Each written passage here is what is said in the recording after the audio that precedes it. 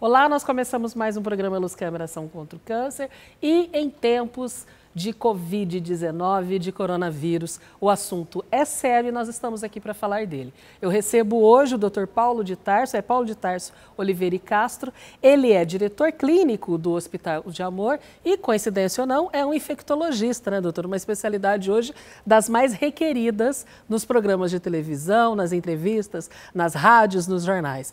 Dr. Paulo de Tarso, o que é de fato essa doença, esse vírus que causa essa doença chamada Covid-19?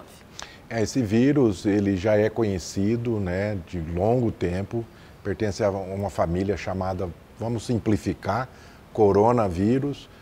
E esse vírus foi recentemente introduzido, ele é um vírus de animal, que recentemente foi introduzido nos seres humanos, provavelmente pela manipulação ou até ingestão desse animal, né? E como a população humana nunca havia tido contato com esse vírus pegou uma população 100% suscetível, quer dizer, todas as pessoas do mundo são suscetíveis de ter o vírus. Eu costumo fazer aquela comparação quando os portugueses chegaram no Brasil. Isso, e os índios pegaram todas as doenças, porque eles não conheciam. Isso. Né? Então, ele tem uma capacidade um pouco maior de disseminação que o vírus da gripe, tá? O influenza. E como nós nunca tivemos contato com ele, principalmente os idosos e os pacientes que têm, os indivíduos que têm algum problema de saúde, seja um problema cardíaco crônico, um problema aí de diabetes ou problema pulmonar crônico, estão sofrendo mais. Essa população é uma população que tem tido uma taxa de letalidade, que a gente fala, né? Que é o percentual de pessoas que ficam doentes e que morrem. Dos que ficam doentes, morrem. Então, acima de 80 anos, e os indivíduos com comorbidades estão apresentando uma letalidade maior. E é isso que tem preocupado. Agora, o senhor é diretor do Hospital de Amor e é um hospital que cuida de pessoas em tratamento de câncer. Essas pessoas estão dentro da faixa de maior letalidade? Assim, até hoje não foi publicado nenhum estudo somente com a população de pacientes com câncer. É tudo muito novo, né? Nós vamos ter que esperar a epidemia passar para fazer uma subanálise que nós falamos. Mas realmente preocupa, porque o tratamento do câncer, às vezes, agride muito as defesas do paciente. Nem sempre agride muito.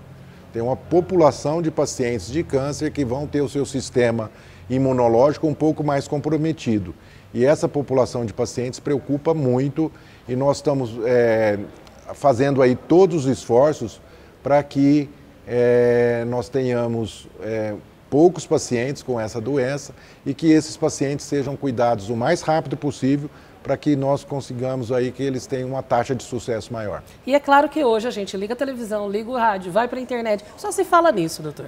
Alguns encaram como exagero, mas a gente sabe que não é exagero, exatamente porque a contaminação é muito rápida, é muito fácil e um indivíduo vai contaminando outros e outros e outros, e isso é uma escala enorme.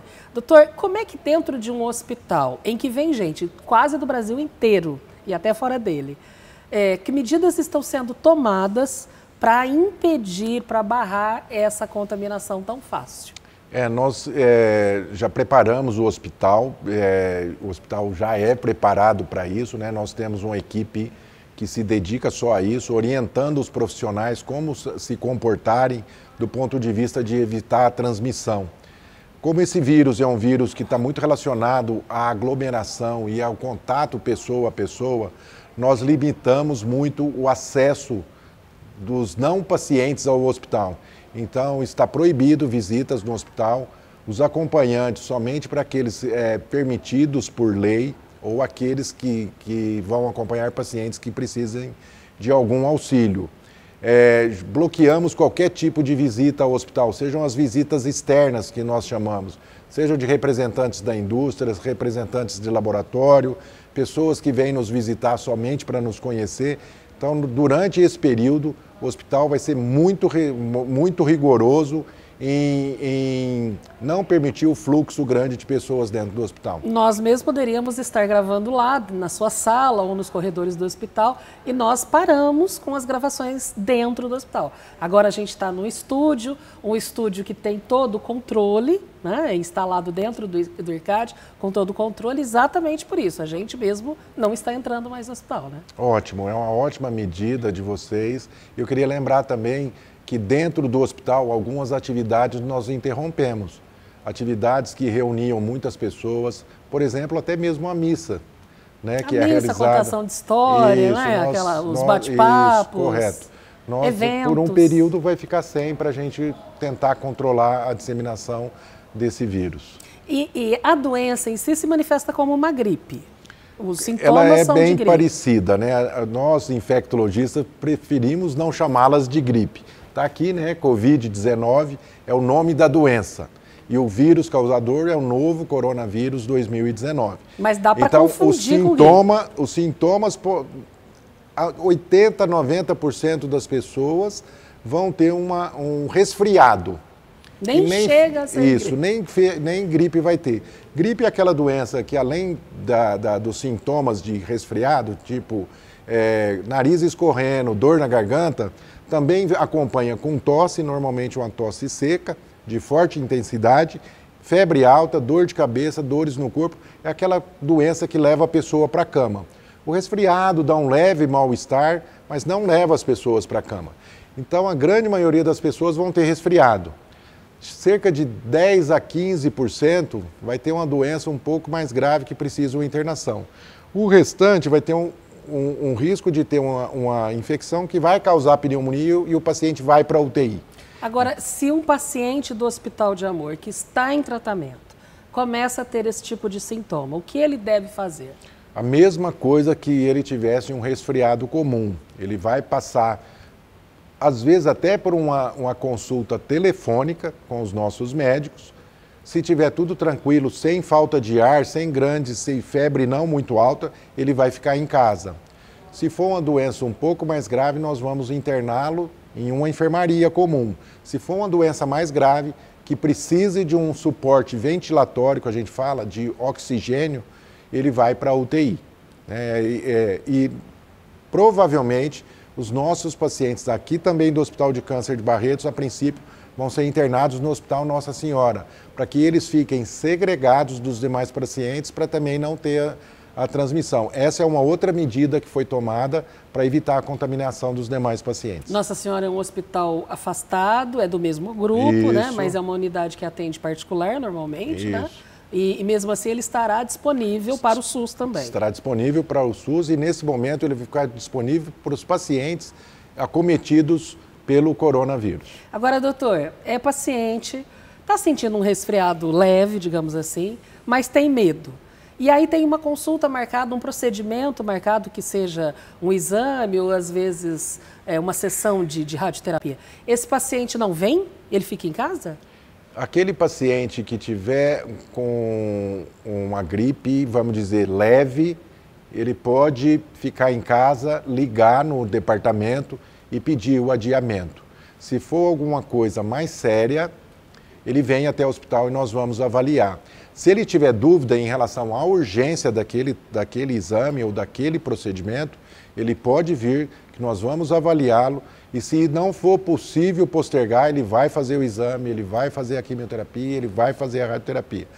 Entretanto, aquele paciente que está muito bem, que não está tendo nada de gripe, nada de resfriado, nós não vamos postergar o tratamento dele. Se ele já está fazendo quimioterapia, se já está fazendo radioterapia, se tem tomografia já andada, ressonância, nós vamos continuar atendendo normalmente. O Hospital de Amor tem a fama de cuidar não da doença e sim do paciente. Com essa novidade do Covid-19, coronavírus, o vírus, né, que dá a doença Covid-19, essa novidade continua a mesma coisa, que se cuida do paciente. Sem dúvida nenhuma, nós não vamos cuidar jamais só da doença. Nós cuidamos do paciente como um todo, que é aquele objetivo de atender o paciente em todas as suas necessidades, né? Mas eu queria fazer um lembrete Luciana, que nós estamos muito preocupados é com a doação de sangue. Porque a doação de sangue caiu muito no mundo inteiro praticamente e aqui em Barretos nós estamos sofrendo o mesmo problema. E os procedimentos continuam acontecendo, as pessoas continuam precisando as cirurgias continuam. Dos produtos que vêm desse sangue, justamente, né? As cirurgias continuam, as quimioterapias continuam, a radioterapia continua.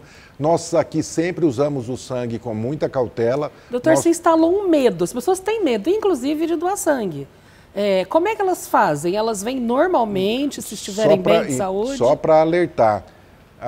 O hemonúcleo é uma unidade separada que você não tem contato com os demais pacientes. Então não é um lugar separada, não é um local separado, onde são atendidos os pacientes. Raramente nós fazemos atendimento de pacientes lá que precisam de uma transfusão ambulatorial, vamos dizer assim, né? E quem está lá é porque está bem. Se a pessoa não está bem, ela não vai lá. Então lá só vão doadores que são pessoas normais e aptas para doação, né? Nós estamos precisando de muito sangue, né? Sangue na veia dos profissionais da saúde para trabalhar e enfrentar essa epidemia e sangue para doação para os nossos pacientes.